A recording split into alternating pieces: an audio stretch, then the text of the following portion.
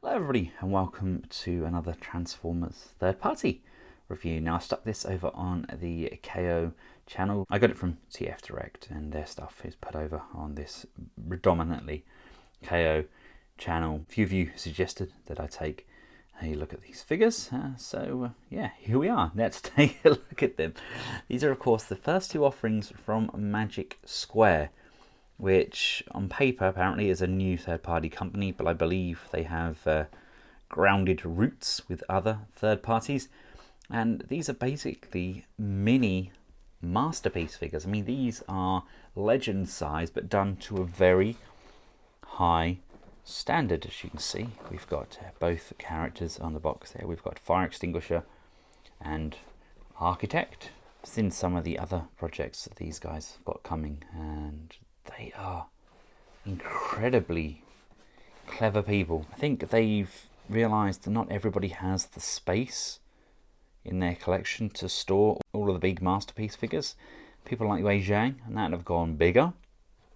People like Magic Square have gone smaller. And here we have them both out of their plastic prison. Now they're good.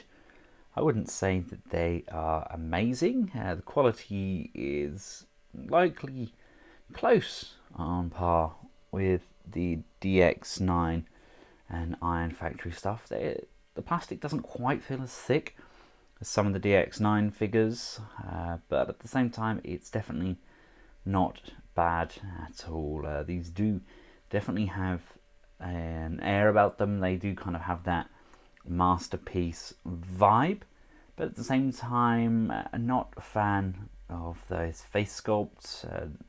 Very big stocky chins on those, which aren't really that in keeping with their characters on the small screen, but all in all I think they've got the colours right, the posture, and compared to what we used to getting at legend scale, then yes, a company like this have definitely upped the game and kind of laid the baseline down for other third parties to do the same.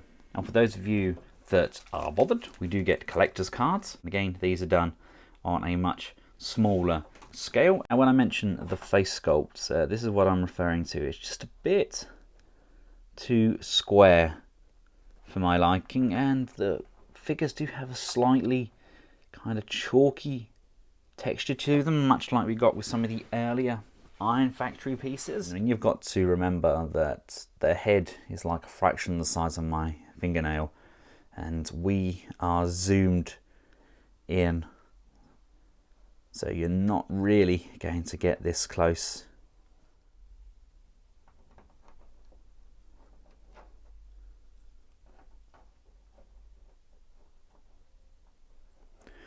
These feel very much like the pieces that we got from Mr. Moon. They've got that sort of vibe to them, albeit the appearance is definitely far more in keeping with the MP line. Grapple, I think, is my favourite of the two. I think his face looks, I don't know, I think it's the white kind of destroys some of those harsh lines.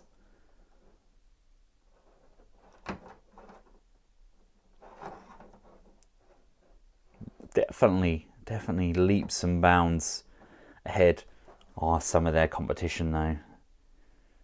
For a first effort, I'm very impressed.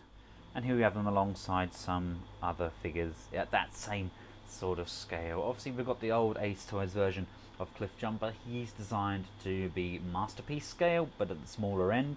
So just to give you an idea, they're kind of bridging that gap. The Bumblebee, in my opinion, is perfect legend scaling, so these work remarkably well. And obviously we have the Iron Factory version of Skyfire Jetfire, but that's done in his IDW style, so the stylism is completely different, but the scale still definitely works. Now unfortunately my DX9 version of Optimus Prime is in storage at the moment. I've got a lot of things chopping and changing at the moment because we're sending off a lot of the older pieces in my collection at TF Nation, so if you're going there, make sure you pop by and say hi.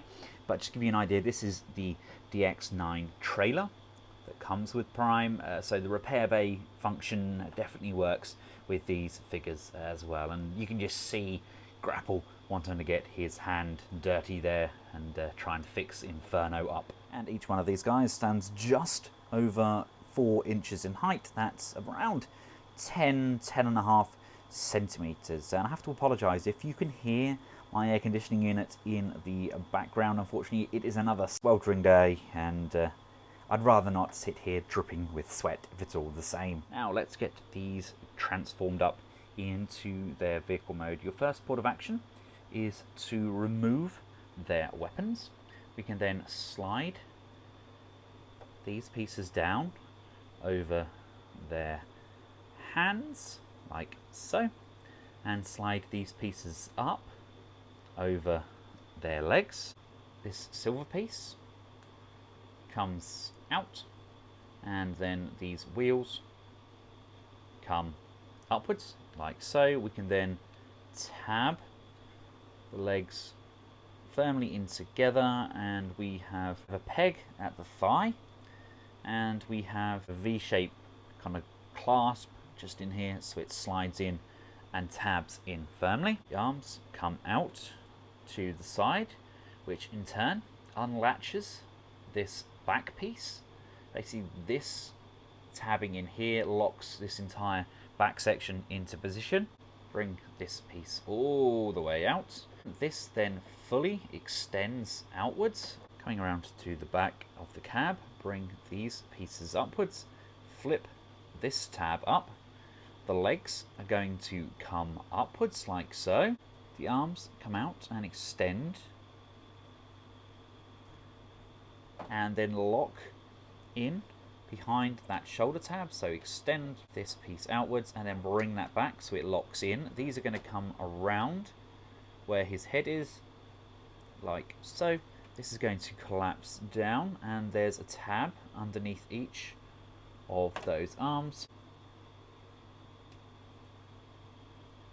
And there are tabs just underneath the base of the ladder section, so we can just push and tab everything in. This is only like the 3rd time I've transformed this, and everything's really stiff, which is not necessarily a bad thing. Sometimes being stiff is good. Ideally, you need nails just to rotate his head around. If you're using Inferno, at this point you would rotate the wings on the side of his head and fold the gun downwards. We can then bring this crane piece down, and there we have him fully transformed up into his vehicle mode. Love how that looks. That's actually some pretty nice, clean engineering, and the end result is, wow, a Matchbox or Hot Wheels sized crane for your Legends collection there. The only downside I can physically see is this tab here doesn't really want to stay up as well as it should. There's nothing really bulking out the insides here. But all in all, it does exactly what it needs to. And here they both are together. As you can see, this mold definitely works in both vehicle and robot mode, and yes, I can now see what all the fuss was about. These are genuinely very fun toys and a fantastic first release for the company. Really do have high hopes. Articulation wise, both the same for each figure. As we can see, the head does rotate inside there. We have rotation on the wings on Inferno. Ball mounted shoulders, they can come up. We have an upper bicep rotation. We have a single jointed bend on the elbow, which is more than ample enough for a figure of this size and stature. My chest does tend to just pop out a little bit, only on the Inferno one though for some reason.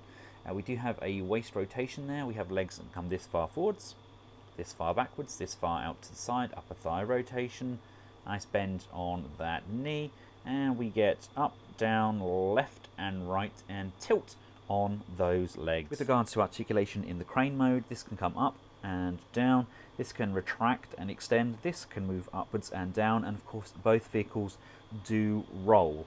So there we have it, ladies and gentlemen, the Magic Square B01 and B02, part of their Brobdingnag line. It is a mini masterpiece, Inferno, and a mini masterpiece, Grapple, aka Fire Extinguisher and Architect. Once again, I'd like to thank TF Direct for making this review possible, and until next time, from myself and two awesome little robots, goodbye.